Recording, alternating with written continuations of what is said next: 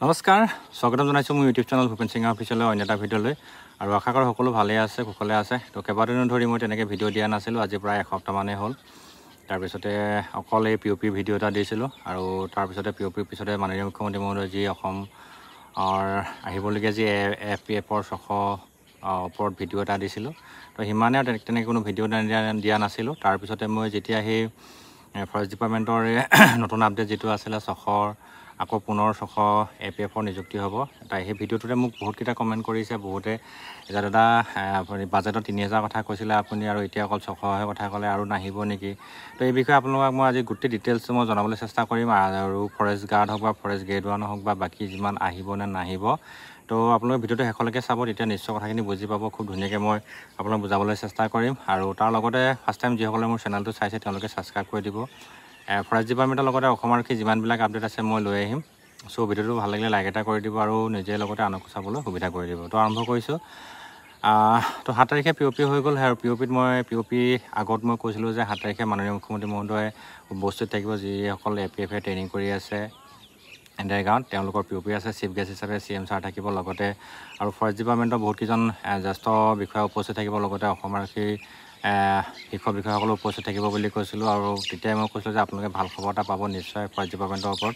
আৰু ফাইনেলি সেইটো মাননীয় মুখ্যমন্ত্ৰী মহোদয়ে ঘোষণা কৰিলে যে আহিবলগীয়া অসমৰ বন সুৰক্ষা বাহিনীৰ যিমান মানে যি 600 বেটেলিয়ন আছে মানে 600 জোৱানৰ পুনৰ নিযুক্তি হ'ব বুলি তেখেতে ঘোষণা কৰিলে যিহেতু মই আগতে কৈছোঁ যে নিশ্চয় ভাল খবৰ এটা পাব আৰু ফাইনেলি সেইটো ভাল খবৰটো আপোনালোকক দিলে কিন্তু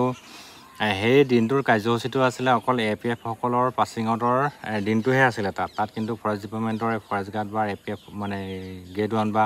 অন্যান্য যিমানবিলাক আছে কোনো তাত তেনেকৈ কোনো আলোচনা হোৱা নাই জাষ্ট অকল CM ছাৰে অকল সেই APFৰ যিহেতু POP আছিলে আৰু সেই CM ছাৰৰ কাষতে মই সেই তাতে মানে সেই POP দিনাখন মই কাষতে আছিলোঁ আৰু আমাৰ ফৰেষ্ট ডিপাৰ্টমেণ্টৰ ফালৰ পৰা যিটো তোমাৰ স্পীচ ৰেডি কৰি দিছিলে ধৰক ইমানখিনি মানুহ থাৰ্ডৰ ইমানখিনি মানুহ ফাৰ্ষ্টৰ ইমানখিনি মানুহ ছেকেণ্ডৰ যিহেতু আপোনালোক সকলোৱে জানে ফৰেষ্ট বেটেলিয়ন আগত 2টা আছিলে এতিয়া এইটো ধৰি নতুন 3টা হ'ল আজি তাৰিখত 3টা ফৰেষ্ট বেটেলিয়ন আছে গোটেই ফৰেষ্ট বেটেলিয়নটোৰ কথাখিনি CM ছাৰক বুজাই আছিলে আমাৰ যিজন forest secretary additional chief secretary যি ফৰেষ্ট বিভাগৰ যিজন এডিশ্যনেল চিফ ছেক্ৰেটাৰী আছিলে তেখেতে CM ছাৰক কৈ আছিলে আৰু লগতে হেমন্ত কি কয় চন্দ্ৰমোহন পাটোৱাৰী ডাঙৰীয়াও আছিলে বনমন্ত্ৰী লগতে তাৰ কাষতে GP সিং ছাৰো বহি আছিলে ধুনীয়াকৈ তো গোটেই কথাখিনি আমাৰ ফৰেষ্ট ডিপাৰ্টমেণ্টৰ এডিশ্যনেল চিফ ছেক্ৰেটাৰী ছাৰক কৈ দিছে এনেকৈ তেনেকৈ তো সেইকাৰণে মানে কি হ'ল সেই কাৰ্যসূচীটোত অকল ফৰেষ্ট বেটেলিয়নৰ কথাহে ক'লে যে 600 নতুন নিযুক্তি হ'ব কিন্তু তাত ফৰেষ্ট গাৰ্ড বা গ্ৰেড 1 বুলি তেনেকৈ কোনো কথা নাই কিন্তু মই আপোনালোকক স্পষ্ট কথা কৈছোঁ যে মই আগতো কৈছিলোঁ আগৰ ভিডিঅ'বিলাকত পুনৰ কৈছোঁ প্ৰত্যেক বছৰে মানুহৰ ৰিটায়াৰমেণ্ট হৈ আছে আৰু ৰিটায়াৰমেণ্টৰ এগেইনষ্টে ভেকেঞ্চি ওলাই গৈ আছে তো সেই ৰিটায়াৰমেণ্ট হোৱা মানুহবিলাক ভেকেঞ্চি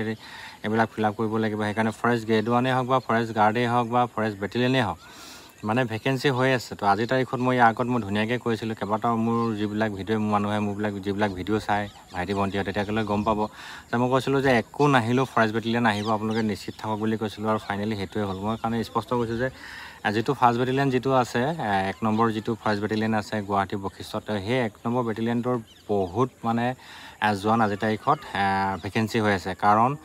ছেকেণ্ড আৰু থাৰ্ডত তেওঁলোকৰ পৰাই প্ৰমোশ্যন পাই মানুহবিলাক আহিছে গতিকে যিসকল মানুহে প্ৰমোশ্যন পাইছে সেই প্ৰমোশ্যন পোৱা মানুহখিনি ফাৰ্ষ্ট বেটেলিয়ন পাৰিলে আৰু ফাৰ্ষ্ট বেটেলিয়ন আজিৰ তাৰিখত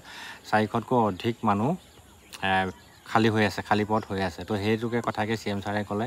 আৰু এইটো কথা নহয় যে অকল যে 600 বেটেলিয়ন মানে জোৱান মানে নিযুক্তি হ'ব সেইটো কথাই নহয় ইয়াৰ আগত যেনেকৈ 985টা খালী পথ আছিলে তো সেই 985টাৰো ঠিক তেনেদৰেও অহাৰ সম্ভাৱনা আছে খালি তেখেতে জাষ্ট এক্সাম্পলহে দিছে যে 600 লোৱা হ'ব আৰু তেখেতে আৰু এটা কথা কৈছিলে যে প্ৰত্যেক বছৰে অসম বন সুৰক্ষা বাহিনী নিযুক্তি হৈ থাকিব তো আৰু লগতে আৰু এটা কথা কওঁ মই ইয়াৰ আগত কৈছিলোঁ যেতিয়া ইয়াৰ আগত প্ৰায় 2500 যেতিয়া ফৰেষ্ট ডিপাৰ্টমেণ্টৰ বিজ্ঞাপন প্ৰকাশ কৰিছিল তাত কৈছিলোঁ যে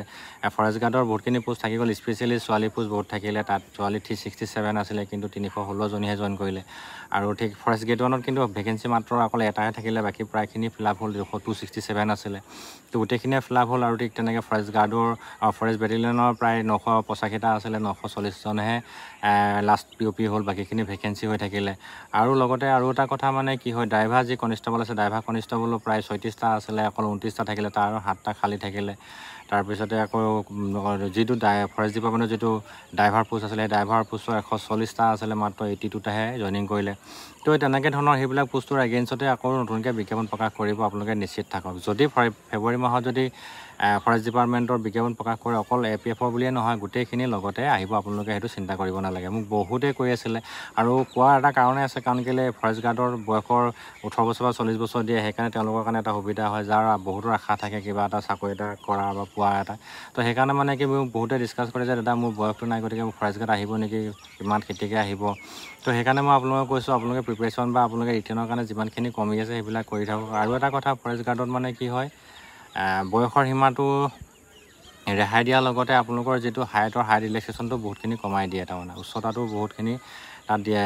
তো মোৰ নেক্সট ভিডিঅ'টোত মই আপোনালোকক লৈ আহিম হাইট কিমান লাগিব চেষ্ট কিমান লাগিব কি কথা আপোনালোকে মোক খালি চেনেলটো ছাবস্ক্ৰাইব কৰি ৰাখিব তো এতিয়া মই আপোনালোকক আপডেটটো দিলোঁ যে ফৰেষ্ট ডিপাৰ্টমেণ্টত আপোনালোকে নিশ্চিত থাকক ফেব্ৰুৱাৰী মাহত অকল APFৰ বুলি নহয় বাকীখিনিও আহিব কাৰণ কেলৈ ভেকেঞ্চি কেতিয়াও ৰাখি নথয় আৰু এটা মোৰ চিক্ৰেট কথা এটা মই অসম চৰকাৰৰ কথা কৈ দিওঁ যে অসম চৰকাৰৰ যদি খালী পদ থাকে খালী পদৰ পুনৰ নিযুক্তি দিবলৈ কোনো প্ৰব্লেম নাথাকে কোনো সমস্যা নাথাকে জাষ্ট অকল ইণ্টাৰভিউটোৰ অনুষ্ঠিত কৰিবলৈ যিখিনি পইচাৰ প্ৰয়োজন হয় যিখিনি পুঁজিৰ প্ৰয়োজন হয় অকল সেইখিনিহে লাগে বাকী কিন্তু খালী পদৰ তেওঁলোকে বিজ্ঞাপন প্ৰকাশ কৰিবলৈ বা নিযুক্তি দিবলৈ কোনো প্ৰব্লেম নহয় কিন্তু প্ৰব্লেম এটাই হয় অসম চৰকাৰ মানে ভাৰত চৰকাৰৰ যোনখন ষ্টেটে নহওক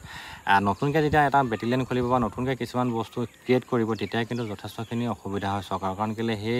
বেটেলিয়নটোৰ বা সেই মানুহখিনিৰ পুঁজিটো ক'ৰ পৰা আহিব কেনেকৈ কালেকশ্যন কৰিব ঠিক তেনেকৈ অলপ অসুবিধা হয় সেইকাৰণে অসম চৰকাৰৰ যে বাজেটত মাত্ৰ 5টা কামাণ্ডো বেটেলিয়নে গঠন কৰিলে আৰু 5টা ঘোষণা কৰা হৈছিলে কিন্তু সেই 5টা আজিলৈকে নহ'ল আৰু সময় লাগিব সেইটো হ'বলৈ হয়তো এই 2 বছৰত নহ'বলৈও আছে কাৰণ এই 5টাই কমপ্লিট হোৱা নাই আপোনালোকে মই স্ক্ৰীনত আপোনালোকক দেখাই দিছোঁ যে শদিয়াৰ যিটো বেটেলিয়ন আছে অম্বিকাপুৰ সেইটো কামখিনি আজিলৈকে চলি আছে কিন্তু হেডকোৱাৰ্টাৰ আজিলৈকে হৈয়ে উঠা নাই আৰু লগতে আপোনালোকৰ হ'ব নাই অসম আৰক্ষী যিমানকেইটা নতুন কামাণ্ডো বেটেলিয়ন আছে গোটেইকেইটা কামাণ্ডো বেটেলিয়নে তেওঁলোকৰ 2022 চনতে নিযুক্তি দিয়া হৈছিলে যদিও কিন্তু আজি তাৰিখলৈকে তেওঁলোকৰ কোনো স্থায়ীকৈ মুখ্য কাৰ্যালয় বা হেডকোৱাৰ্টাৰ হৈ উঠা নাই সেইখিনি প্ৰক্ৰিয়া যথেষ্ট দীঘলীয়া হয় সেইকাৰণে আপোনালোকৰ আৰু 5টা বেটেলিয়ন কেতিয়াকৈ আহিব কামাণ্ডো এইটো ক'ব পৰা নাযায় সেইকাৰণে মানে কি হৈছে এতিয়া যিটো মুকলি কৰিছে কামাণ্ডোৱে হওক বা ফৰেষ্ট মানে আছাম পুলিচেই হওক ড্ৰাইভাৰে হওক আপোনালোকে সোমাবলৈ চেষ্টা কৰিব আৰু এটা কথা কৈ দিওঁ হয়তো মোক আপোনালোকে এই কথাটো কোৱাৰ পিছত আপোনালোকে মোক গালিও পাৰিব পাৰে বা আপোনালোকে মোক বেয়া কমেণ্টো কৰিব পাৰে মই তথাপিতো এটা কথা কওঁ যিমান দূৰ মই জানো যে CM ছাৰে নিজে কৈছে যে 10 মে মানে অসম চৰকাৰৰ 4 বছৰ বৰ্ষপূৰ্তি অনুষ্ঠিত হ'ব 10 মে 2025 চনত আৰু সেই 2025 চনতে আজি তাৰিখত যি বা 2 অক্টোবৰ মাহত 3rd গ্ৰেড 4th গ্ৰেড বা যিমানখিনি এতিয়া নিযুক্তি প্ৰক্ৰিয়া আৰম্ভ কৰিব সেই গোটেই নিযুক্তি প্ৰক্ৰিয়া আৰম্ভখিনি কিন্তু 10 মে তাৰিখেহে নিযুক্তি দিবগৈ যিমান দূৰ সম্ভৱ এইটো মই জানো আৰু সেইটোৱে হ'ব আৰু CM ছাৰেও নিজে সেইটো কথা কৈছে আপোনালোকে কথাখিনি মন দি কৰিছে নে নকৰিছে নাজানো কিন্তু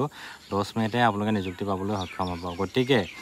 এতিয়া যিটো ইণ্টাৰভিউ আহিব ADR হওক বা 4th গ্ৰেডেই হওক বা যিয়ে নহওক লাগিলে আপোনালোকে এইটোত সোমাবলৈ চেষ্টা কৰক যদি এইটোত যদি আপোনালোকে আকৌ চিলেকশ্যন নহয় তেতিয়াহ'লে আকৌ আপোনালোকে ফেব্ৰুৱাৰী মাহত এপ্লাই কৰিব আকৌ ফেব্ৰুৱাৰী মাহ আকৌ 10 মে পিছতহে আপোনালোকে আকৌ ইণ্টাৰভিউ অনুষ্ঠিত কৰিবগৈ তেতিয়াহ'লে ইণ্টাৰভিউ অনুষ্ঠিত অলপ দীঘলীয়া প্ৰচেছ হ'ব মানে কি আকৌ 25ৰ লাষ্টৰ ফালে আপোনালোকৰ প্ৰক্ৰিয়াটো আৰম্ভ হ'বগৈ আৰু এইফালে 26ত ইলেকশ্যনে আহিব সেইকাৰণে আকৌ সেই পিছৰ পৰ্যায়লৈ কি হয় গৈ ক'ব পৰা নাযায় গতিকে সময় সাপেক্ষে আপোনালোকে সময় থাকোঁতে এতিয়া আপোনালোকে এইটো চাকৰিতে সোমাবলৈ চেষ্টা কৰক এইটো মোৰ এটা অনুৰোধ বা এটা আহ্বান বা আপোনালোকৰ সপোনবোৰ দিঠক কৰিবলৈ চেষ্টা কৰক চ' ভিডিঅ'টো বহুত দীঘলীয়া হ'লেও আপোনালোকে চাব বুলি আশা ৰাখিলোঁ যিমান গোটেই কথাখিনি শ্বেয়াৰ কৰিলোঁ ভাল লাগিলে যে লাইক এটা কৰি দিব শ্বেয়াৰ কৰি দিব ধন্যবাদ